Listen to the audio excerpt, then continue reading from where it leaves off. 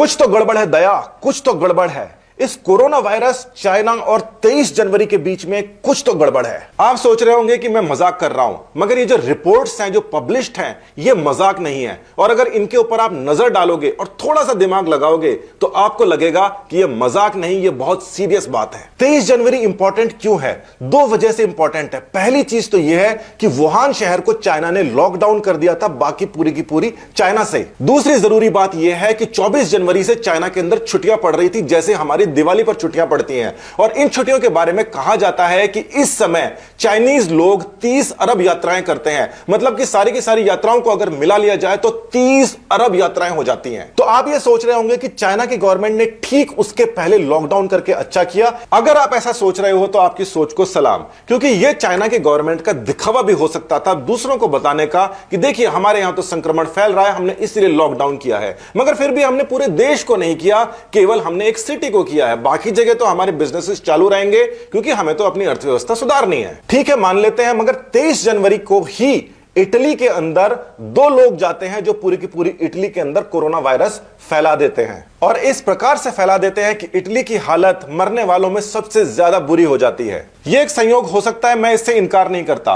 मगर वुहान से बाहर अलग अलग देशों के अंदर संक्रमण किस प्रकार से फैला है उसके ऊपर आप नजर डालिए। तो अमेरिका के अंदर 15 जनवरी को एक केस आ चुका था। और यह केस वो था जो कि वुहान के सी फूड मार्केट के अंदर नहीं गया था। यानी कि यह कम्युनिटी स्प्रेड वाला केस था, यानी कि थर्ड स्टेज वाला। थर्ड स्टेज यानी कि कम्युनिटी के अंदर फैल रहा था 12 जनवरी को। और उस समय तक कोई लॉकडाउन नहीं था। हर रोज लाखों लोग वुहान से बाहर जा रहे थे। देखिए 25 जनवरी तक तो श्रीलंका में भी संक्रमण पहुंच गया था। श्रीलंका तक वुहान से डायरेक्ट फ्लाइट नहीं है, यानी कि वुहान से कहीं और गया होगा और वहां से श्रीलंका आया होगा। अब जहां पर फ्लाइट की बात आ गई है तो फ्लाइट के मैप के ऊपर जरा नजर डालते हैं। यहां पर एक बात आपको ध्यान में रखनी पड़ेगी कि वुहान से चाइना के अंदर कितनी फ्लाइट्स हैं और वुहान से चाइना के बाहर यानी कि इंटरनेशनल कितनी फ्लाइट्स हैं। तो इस ग्राफ के अंदर आप देख सकते हैं कि वुहान से इंटरनेशनली कितनी सारी फ्लाइट्स हैं। और इसके अंदर ही आपको यह भी दिखाई दे जाएगा कि अफ्रीका के अंदर किसी भी प्रकार की कोई फ्लाइट नहीं है, जहां पर संक्रमण फैला भी नहीं है। साउथ अमेरिका के लिए भी कोई डायरेक्ट फ्लाइट वुहान से नहीं है, जहां पर ब्राजील है देखिए, और ब्राजील के अंदर भी इतना कोई खास संक्रमण का असर नहीं है। इंडिया, पाकिस्तान, नेपाल, भूटान, बांग्लादेश तक भी कोई डायरेक्ट फ्लाइट नहीं है और यहां पर भी संक्रमण के बहुत ज्यादा मरीज नहीं है। यानी कि वहां से जहां पर डायरेक्ट फ्लाइट्स है वहां पर हर जगह भर भर के संक्रमण जा रहा था और जहां पर फ्लाइट्स नहीं है वहां पर संक्रमण नहीं जा रहा था। यानी कि यह बहुत तेजी से बढ़ने वाला वायरस था।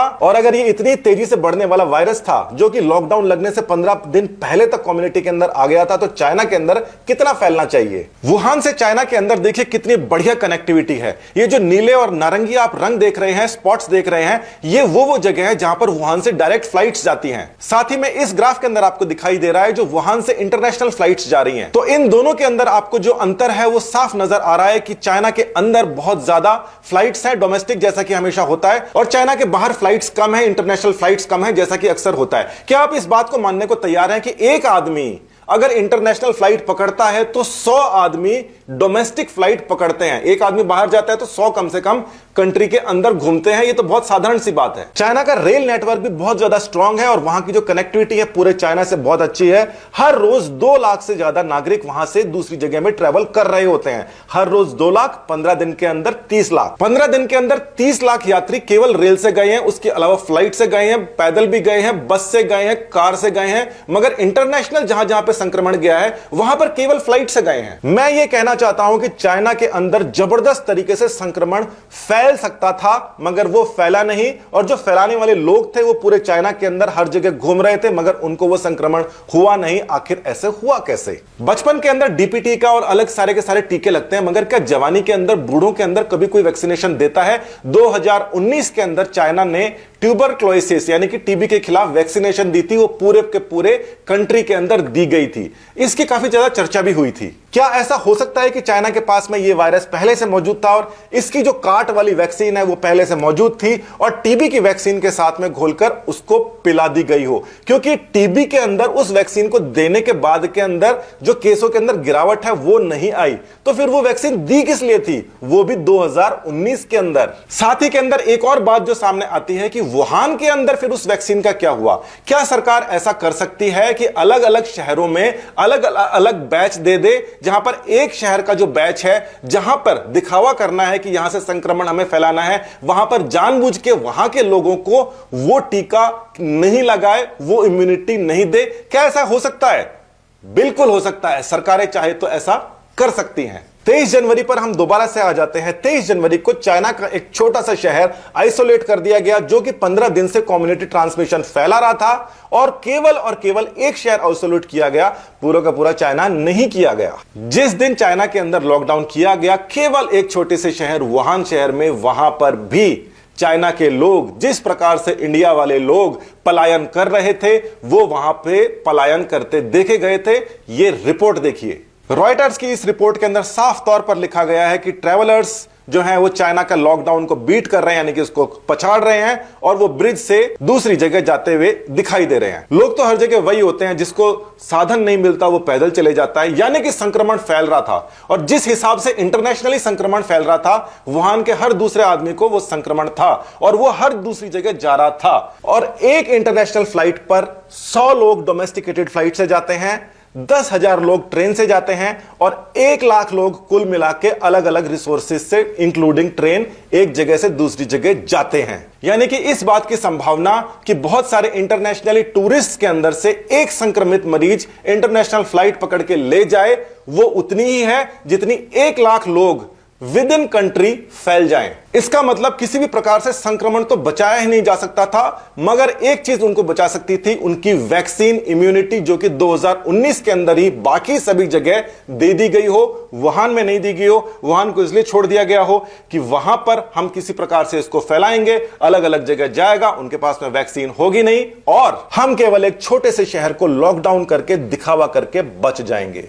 यह एजम्पशन है, ये थ्योरी है, ये कोई आरोप नहीं है। ये कोई आरोप नहीं है, मगर फिर भी इतना तो बताओ चाइना वालों कि आपने उसको संक्रमण को रोका कैसे, जहां पे हर कोई इंटरनेशनली जो भी बाहर जा रहा था वो संक्रमित हो रहा था 23 जनवरी के समय में, और अंदर जो जा रहा था वो संक्रमित ही नहीं हो रहा था। ऐसा तो हो ही नहीं सकता। जो वैक्सीन आपने बनाई है, अपने लोगों को दी है, बूढ़ों तक को दी है, वो वैक्सीन का खुलासा करो, पूरे के पूरे विश्व को इस आपदा से बचाओ। अगर यह आपदा तुम्हारे द्वारा जानबूझ के तैयार की हुई नहीं है तो। ये सारी की सारी रिपोर्ट्स उन बहुत सारी हजारों रिपोर्ट्स में से कुछ हैं, जिसका इस समय कई अलग अलग लोग, कई अलग अलग देश अपनी अपनी ब्रांचेस के अंदर स्टडीज कर रहे होंगे, और वो उन सभी संभावनाओं के ऊपर विचार कर रहे होंगे, और दिमाग के अंदर ये उनके सभी के जरूर होगा, कहीं ये बायोलॉजिकल वेपन तो नहीं है, या फिर ये केवल एक एक्सीडेंट तो नहीं है। मगर ये एक्सीडेंट में इतने सारे संयोग कैसे हो गए?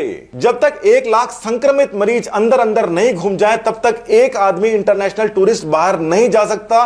चाइना में टोटल 1 लाख लोगों को संक्रमण ही नहीं हुआ। एक छोटे से शहर को लॉकडाउन किया गया जब वो 3rd लेवल भी क्रॉस कर चुका था, उसके बाद भी संक्रमण नहीं होता, और दूसरी जगह पूरा का पूरा विश्व इस समय संक्रमित घूम रहा है। कहीं ऐसा तो नहीं है कि चाइना के अंदर दूसरा वायरस घूम रहा है और चाइना के बाहर इंटरनेशनल फ्लाइट्स के ऊपर दूसरा वायरस घुमा दिया गया, जिसके ऊपर सरकारों की अभी तक नजर नहीं है, जो कि एयरबॉर्न ट्रेवल कर रहा है, जबकि अंदर वाला जो वायरस है वो एयरबॉर्न ट्रेवल नहीं कर रहा। शंघाई के अंदर 5-7 मरीज, क्या बात है यार। जिस समय अमेरिका, कनाडा सब जगह मरीज पहुंच गए हैं, तो शंघाई के अंदर 6-8 मरीज पहुंचे, ये क्या बात है। हर दूसरा आदमी जो चाइना से बाहर जा रहा है वो संक्रमित होकर जा रहा है, और लाखों लोग 15 जनवरी से लेकर 30 जनवरी 23 जनवरी तक पूरे चाइना के अंदर घूम रहे हैं, उनके अंदर संक्रमण का नामो निशान ही नहीं है। अब आप यह बात बताइए कि वायरस को विदेश यात्रा तो पसंद है, मगर उसको चीन के अंदर जो यात्रा कर रहे हैं उसके द्वारा संक्रमण फैलाना पसंद नहीं है। 2-4 पेशेंट्स जो है वो शंघाई में भी जा रहे हैं, दूसरे शहरों के अंदर भी जा रहे हैं, और 2-4 जो पेशेंट्स है वो दूसरी कंट्रीज के अंदर जा रहे हैं। दूसरी कंट्रीज जो है लॉकडाउन करने के बाद भी कंट्रोल नहीं कर पा रही। चाइना ने केवल वुहान को लॉकडाउन किया और वहां पर कंट्रोल हो गया। टीबी की वो वाली वैक्सीन जिसके ऊपर 2019 में चाइना जैसा देश अरबों डॉलर खर्च कर देता है अपने नागरिकों के ऊपर, और उसी वैक्सीन के ऊपर अमेरिका वालों का भी ध्यान है। और वो ये भी कह रहे हैं, कुछ रिपोर्ट्स के अंदर उन्होंने ये भी कहा है कि ये वाली जो वैक्सीन है 10 महीने से पहले अगर किसी को लगी हुई है तो उसके अंदर भी संक्रमण के जो चांसेस हैं वो काफी कम है। क्या ये ड्रामा है? क्या ये मजाक है? क्या है ये? बहुत सारी चीजें हैं जिसका मैंने वीडियो में जिक्र नहीं किया है, मगर साइंटिस्टों को पता है, वो इसके ऊपर गौर कर रहे हैं। एक और गौर करने वाली बात जो ये है कि चाइना ने जो अपना डेटा दिया है, प्राइमर्स वगैरह जो दिए हैं, उनकी जो इंफॉर्मेशन दी है, उसने कोई सैंपल नहीं दिया है। उसने कागज के अंदर या डेटाबेस के अंदर से जाकर एक जीनोम दिया है या जेनेटिक कोड दिया है, जिसको मैच करके आप वायरस का पता लगा सकते हैं। यानी कि दिया अभी तक कुछ भी नहीं है उसने, और ये आरोप चाइना के ऊपर हर कोई लगा रहा है। मैंने तो कहा ही था शुरू में, ये कोई मजाक नहीं है, ये सीरियस बात है। अब आपको भी लग रहा होगा जरूर, सीरियस तो है, मगर कैसे ना कैसे हम इससे बाहर निकलेंगे। और अगर ये बायोलॉजिकल वेपन रहा तो चाइना की खैर नहीं।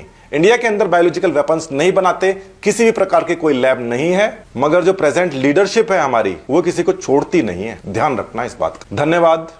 जय हिंद।